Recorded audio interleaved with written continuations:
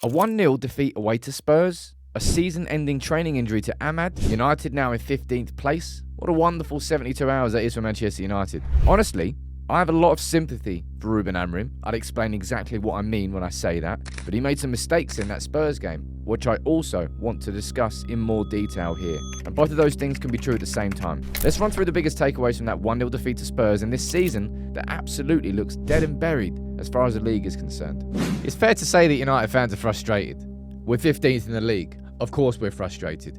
What I want to do in this video is run through the game against Spurs, speak about the mistakes that Ruben Amorim made in that game, but also why I've got a hell of a lot of sympathy for him so far this season. I'll explain everything. You can let me know what you think in the comments. Not everyone's going to agree, but that's where the United fan base is right now. Not everyone is agreeing. I'm going to run through things. And the first thing I want to mention here is the fact that I do feel sorry for Ruben Amorim, all right? I don't feel sorry for him for the fact that he's navigated this period where we're now 15th, when we were 4th when he came in and 4 points off top 4. Improvement needs to happen. Of course it does. Of course it does. Do I feel sorry for Ruben Amorim for the fact that he's just gone and lost his best player in a random training ground accident, injury? Sure, yes I do. Do I feel sorry for the fact that he's got a club legend with over 600 appearances not helping his cause, but almost sounding like a Liverpool fan rather than a United fan? Yes, I do. Do I feel sorry for the fact that he doesn't have a goal scorer? Yes, I do. But this is the main reason. Ruben Amorim did not want this job mid-season. First of all, he didn't want to back out of Sporting mid-season, but he also was very aware of coming into what United is and the scale of the club and the job and just how difficult it was going to be. And to do that mid-season was never going to work. It was never going to work. It was never, ever, ever going to be like, boom, Ten Hag's gone, boom, Amorim, great, we're on. We're off. Let's not try and pretend that we expected otherwise. What we didn't expect was United to be 15th. And I'm going to speak about mistakes and things that I think that Amorim can improve. But to see, and I'm just presuming they are trolls, presuming, I might be wrong, but I'm presuming that the discourse around Amorim this and then, ooh, sacking Amorim is just...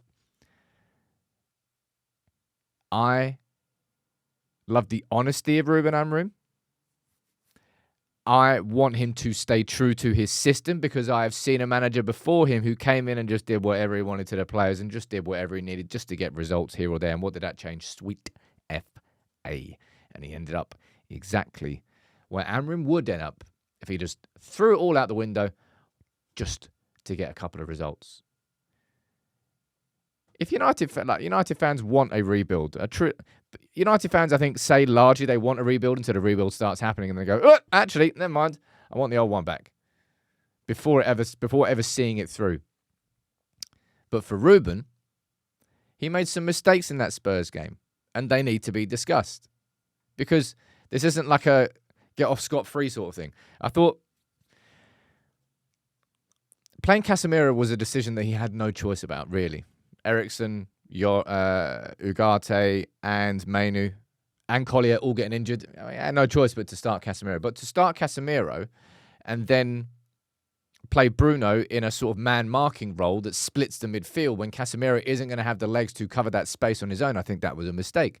And I think that's where the criticism from the tactical setup was fair from Gary Neville. They definitely took it too far. And that was on Ruben Amorim. I think he should have kept those two tighter together, maybe sat in more of a deeper shape in the way that we had played against Liverpool and Arsenal, where that worked. I think that would have worked better in that game and kept the midfield a lot tighter. But he wanted to be more progressive and aggressive, and it kind of was counterproductive. And I thought the decision to leave the whole bench unused until Chido for the last 3 minutes was a mistake. Now, Ruben has explained that he feels that he was doing that from a protection perspective of the players. And some of those players on that bench were not ready. They were there for numbers because of how many injuries we had in a mad, mad week of players getting injured and falling ill. But I don't think you could tell me that keeping Casemiro on until the last 2 minutes of the game was a necessity. Sekou Kone could have come on and at the very, very least, out of possession, helped United with the shape and the legs and the athleticism I think that Jack Fletcher didn't even play defensive midfielder, man, but I still the same thing. Same conversation could have been had about him. I think if you play Morehouse slightly further up, I think he could have come on because Xerxes and Hoyland were both looking absolutely knackered. I thought that was a mistake from Ruben Amorim. I said that after the game. I was disappointed. Let's see what goes on moving forward. But from a positive perspective, let's not overlook the fact that Chido has just made his Manchester United debut.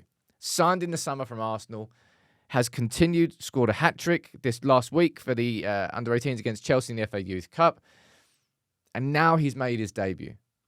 Don't let that result overshadow that. Congratulations to you, Chido. You've broken through into the first team at Manchester United, and let's see what goes on next. Amorim thought he was ready enough to come off the bench there for the last few minutes. I thought he deserved the last 15, 20, because Hoyland and Xerxes were both exhausted by that point. And we weren't scoring goals. I know that we were creating chances, but we weren't scoring goals. And I've already mentioned that as a mistake. But just in isolation, congratulations to Chido. And I hope we see more of him. And we will see more of him because I said at the start there, and I'll say it again, Ruben Amorim doesn't have a goal scorer. We had so many chances yesterday. Could have easily won that game. Should have won that game, I think.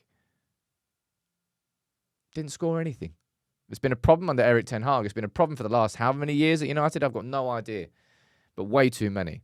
But speaking of Xerxes and Hoyland, I want to focus on Xerxes here and also Dorgu, because Xerxes, I thought it was fantastic yesterday in terms of what that role was. That role was not the goal-scoring elite striker role. No, it was him playing in the number 10 role.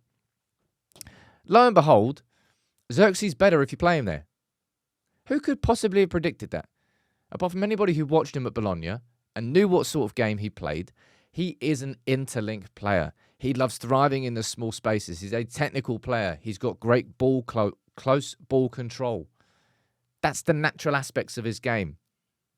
And I thought he played really well. His mobility is probably his biggest problem at United. He's not got that sort of fast twitch movement. Can't really change pace, change direction extremely quickly. He's quite cumbersome in that sense, and that will be a weakness of his game, and that's why he's not as good out of possession. But Xerxes was excellent yesterday. If you're going to play him, then you're going to need a more mobile midfield behind and probably a more mobile number 9 in front, because there are weaknesses in his game, but play him in that role, you'll get much more of him than you would playing him as a number 9. And I thought Dorgu was excellent. It frustrated me, and I'm sure it frustrated him as well, that Garnacho was sort of overlooking, basically ignoring his runs and cutting inside every time. But what I saw there was the sort of... I think he won every duel that he sort of competed for. He was solid. And I think it was an impressive. There was a good performance from Dorgu. And I want to see more of that. I want to see him getting used more. I want to see those runs getting used more. That was an overlapping wing-back. Just the Garnacho ignored him. But I'm going to go back to it there and say this. I think anybody who's just trying to say, oh yeah, sack the manager, is just they have to be trolls. They can't be United fans. I don't want him to change his system, and that won't change. That opinion won't change. No matter how many results I see, it won't change. Because I've seen a manager, literally just a manager was here before in Erik ten Hag, chop and change, game by game. Get a result away at Villa. Get a result away at Burnley. What does that change? Sweet. All. Because then you have no idea of what the actual identity of your team is meant to be. It's a mishmash. I know what our identity is right now, and it's absolutely awful. But I know the direction he's going, and I want him to keep driving there. And fans are going to have to stick with him until the end of the season and get him that summer, because the summer, boy, oh boy, oh boy, that we have a big summer ahead. But frustration, yeah. Watching United now is torturous.